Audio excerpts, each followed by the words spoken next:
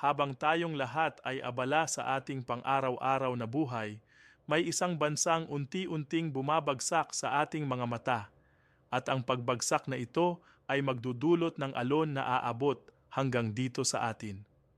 Iran, ang dating makapangyarihang bansa sa Middle East, ay nasa gitna na ng isang krisis na lampas pa sa ating inaakala.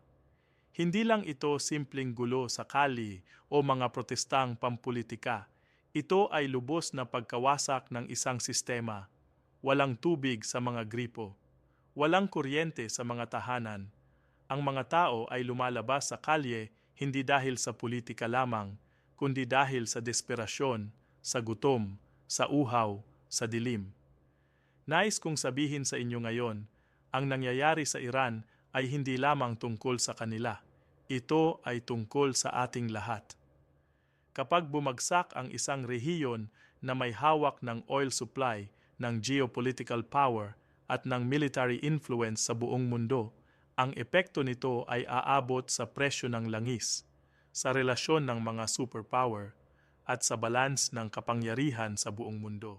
Kailangan nating maintindihan kung paano ito makakaapekto sa Pilipinas, sa ating ekonomiya at sa ating kinabukasan. Dahil ang alon na ito, parating na. Tingnan natin ang totoo. Mayroon tayong tendency na tumingin sa mga balita sa ibang bansa at sabihin sa ating sarili, malayo naman iyan, hindi tayo apektado. Pero sa mundo ngayon, walang malayo. Ang bawat pagbagsak, ang bawat krisis ay konektado sa isang malaking web ng ekonomiya, politika at geopolitics na direktang umaapekto sa ating buhay dito sa Pilipinas. At ang Iran? Ito ay isa sa mga pinakamahalagang bansa sa equation na ito. Kaya nang magsimula akong marinig ang mga ulat tungkol sa kalagayan ng Iran, hindi ako tumigil sa mga headlines. Sumisid ako sa malalim na detalye at ang nakita ko ay isang sitwasyon na mas masahol pa kaysa sa kahit anong nakikita natin sa mainstream media. Una sa lahat, pag-usapan natin ang tubig. Sa ating mga Pilipino, alam natin kung gaano kahalaga ang tubig. Pero kahit sa mga pinakamahirap na panahon ng El Nino dito sa atin, mayroon pa rin tayong access sa tubig kahit papaano. Sa Iran ngayon, ang mga ilog na dating sagana ay natuyo na. Ang Lake Urmia, na dati ay isa sa pinakamalaking saltwater lake sa mundo, ay halos wala na. Natuyo. Nawala. Ang mga komunidad na umaasa doon sa tubig na iyon para sa kanilang kabuhayan, para sa kanilang agrikultura, ay iniwan na lang na walang-wala. At hindi ito dahil lang sa climate change o natural na phenomena. Ito ay dahil sa decades ng mismanagement, ng corruption, at ng mga desisyon na priority ang militar at political power kaysa sa basic needs ng tao. Ang Iran ay gumugol ng bilyon-bilyong dolyar sa kanilang nuclear program, sa kanilang proxy wars sa Syria, Lebanon, Yemen at Iraq, habang ang kanilang sariling mamamayan ay nauuhaw. Isipin mo yan. Nauuhaw ang sariling mamamayan habang ang gobyerno ay nag-export ng military power sa buong Middle East.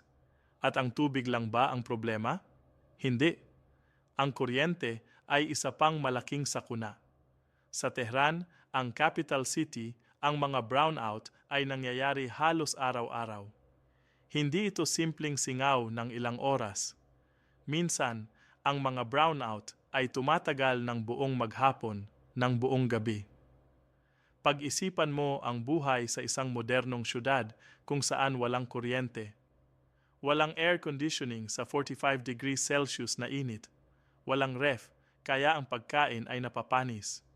Walang internet, kaya ang mga negosyo, ang online work, ang komunikasyon, lahat ay tumitigil. Ang mga ospital ay umaasa sa generators, pero ang gasolina at diesel ay nagiging bihira at mahal. Ang inflation sa Iran ay umabot na sa punto na ang average na tao ay hindi na makabili ng basic na pangangailangan. Ang Iranian rial ay halos walang halaga na. Ang isang US dollar ay katumbas na ng mahigit 10,000 rial. Isipin mo, ang isang pandesal na nagkakahalaga ng ilang piso dito sa atin, sa Iran, kailangan mong magdala ng isang malaking bunton ng pera para lang makabili. Ito ang hyperinflation na katulad ng nangyari sa Venezuela, sa Zimbabwe, sa mga bansang tuluyang bumagsak ang ekonomiya. Pero bakit nga ba nangyayari ito sa Iran? Para maintindihan natin ang lalim ng krisis na ito, kailangan nating bumalik sa history. Ang Iran ay may mahaba at proud na kasaysayan. Ito ang dating Persian Empire, isa sa pinakamakapangyarihan at advanced na sibilisasyon sa mundo. Pero sa modernong panahon, ang Iran ay naging biktima ng geopolitical games. Noong 1979, naganap ang Iranian Revolution kung saan tinanggal ang Shah at pumalit ang Islamic Republic sa ilalim ni Ayatollah Khomeini. Ang revolusyon na ito ay nag-promise ng kalayaan, ng hustisya, ng isang bagong lipunan na walang corruption at Western influence. Pero ang nangyari, ang bagong gobyerno ay naging mas repressive pa kaysa sa dati. Ang religious police ay nag-enforce ng strict Islamic law. Ang mga kababaihan ay pinilit na magsuot ng hijab. Ang freedom of speech ay nawala. At ang ekonomiya, nagsimula itong bumagsak dahil sa international sanctions at isolation. Ang sanctions na iyan ay isa sa pinakamalaking dahilan kung bakit ang Iran ay nasa ganitong sitwasyon ngayon. Simula pa noong 1979 hostage crisis at lalo na matapos ang nuclear program controversy, ang Western countries led by the United States ay nag-impose ng mabibigat na economic sanctions sa Iran. Ibig sabihin, hindi sila pwedeng makipag-trade ng malaya sa international market. Hindi sila makakabili ng advanced technology. Hindi sila makakakuha ng foreign investment. Ang oil industry nila na dapat sana ay nagpapayaman sa bansa ay naging limitado dahil sa sanctions. At kahit na mayaman ang Iran sa oil at natural gas, ang pera na nanggagaling doon ay hindi napupunta sa development ng infrastructure, ng water systems, ng power plants. Sa halip, napupunta ito sa military, sa revolutionary guards, at sa mga proxy groups sa labas ng bansa. Ngayon, ang mga Iranian na ordinaryong mamamayan ay galit na galit. Ang protests ay hindi na bago sa Iran, pero ang nangyayari ngayon ay iba. Ito ay mas malawak, mas organized, at mas desperate. Nagsimula ang latest wave ng protests noong 2022 nang mamatay si Mahsa Amini, isang 22-year-old na babae na inaresto ng morality police dahil daw sa improper wearing ng hijab. Namatay siya sa custody at ang mga tao ay nagalit. Ang slogan na Woman Life Freedom ay kumalat sa buong bansa. Ang mga kababaihan ay nagsimulang tanggalin ang kanilang hijab sa publiko bilang protesta. Ang mga kabataan ay lumabas sa kalye kahit alam nilang maaari silang makulong, masaktang physically o kahit mamatay. At ang gobyerno? Ang response nila ay brutal. Libo-libo ang inaresto, daan-daan ang pinatay. Ngunit ang spirit ng protesta ay hindi namatay. Hanggang ngayon, may mga demonstrations pa rin na nangyayari, lalo na sa mga probinsya kung saan ang water at power crisis ay pinakamalala. Ang tanong na dapat nating itanong ay ito: bakit hindi tumutulong ang international community? Bakit parang walang pakialam ang mundo sa nangyayari sa Iran? Ang sagot ay komplikado. Una, maraming bansa ay may sariling interes sa Iran. Ang Russia at China, halimbawa, ay nakikipag-alyansa sa Iran dahil silang tatlo ay may common enemy na, ang United States at ang West. Ang Iran ay nag-supply ng drones sa Russia para sa Ukraine war. Ang China naman ay bumibili ng Iranian oil sa discounted price na lumalabag sa sanctions pero ginagawa pa rin dahil kailangan nila ng energy. Pangalawa, ang Middle East ay isang volatile region na puno ng conflicts. Ang Israel ay longtime enemy ng Iran at ang proxy war between them through Hezbollah, Hamas at iba pang groups ay patuloy na nangyayari. Ang Saudi Arabia naman, ang biggest Sunni power, ay may Cold War against Iran, ang biggest Shia power. Ang dynamics na ito ay ginagawang complicated ang situation at ang mga major powers ay mas interesado sa balancing ng geopolitics kaysa sa humanitarian concerns. Pero bakit dapat tayong mag-alala dito sa Pilipinas? Simple lang. Ang Iran ay may hawak ng Strait of Hormuz, isang maritime choke point kung saan dumadaan ang halos 21% ng world's petroleum supply. Kapag nag-escalate ang conflict sa Iran, kapag nagkaroon ng full-scale civil war o international intervention, ang oil prices sa buong mundo ay tataas ng napakalaki. At pag tumaas ang oil prices, lahat ng presyo dito sa Pilipinas ay tataas din. Ang transport, ang kuryente, ang pagkain, lahat ay tataas. Ang ating ekonomiya na umaasa pa rin sa imported oil ay direktang maaapektuhan. Bukod dyan, ang instability sa Middle East ay nangangahulugan ng risk para sa millions ng OFWs natin na nagtatrabaho sa rehiyon na yan. Maraming Pilipino ang nagtatrabaho sa UAE, Saudi Arabia, Qatar at iba pang Gulf countries.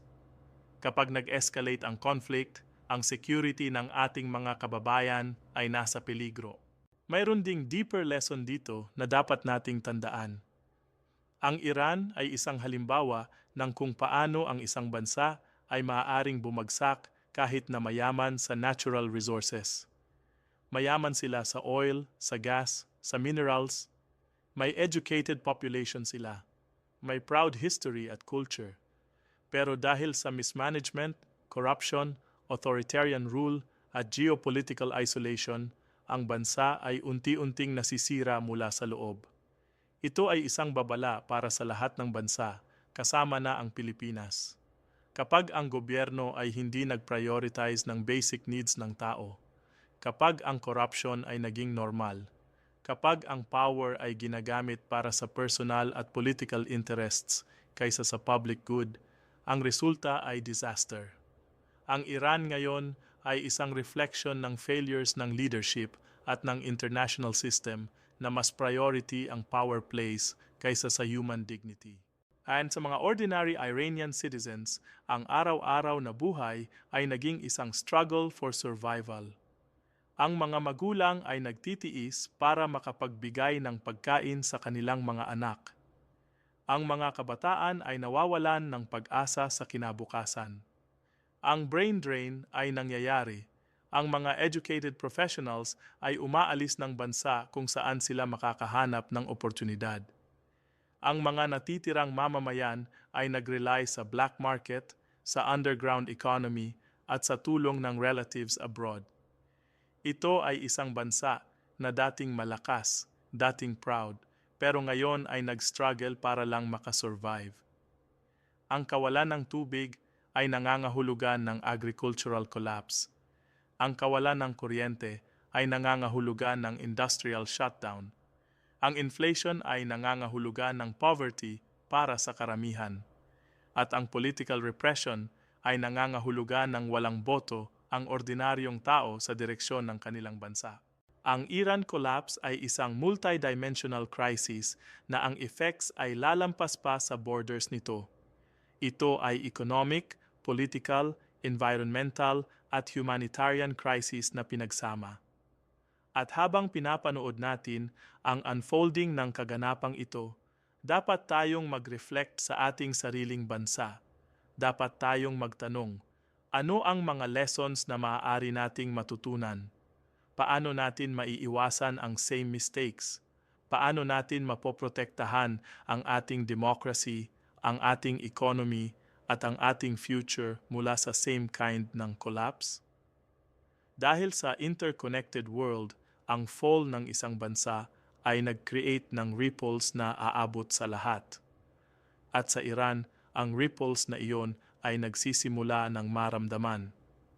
Ang tanong ay, handa ba tayo sa impact?